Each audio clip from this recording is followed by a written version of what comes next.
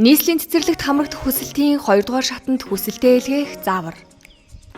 Эцэг эхчүүд та бүхэн e-Mongolia системд амжилттай нэвтэрсний дараа үйлчилгээ цэсээс нийслэлийн цэцэрлэгт хамрагдах хүсэлт 2 үйлчилгээг сонгоно. Дэлгэцээр таны хүүхдийн мэдээлэл гарч ирэн цааш үргэлжлүүлэх бөгөөд цэцэрлэгт хамруулна гэсэн товчийг дарна.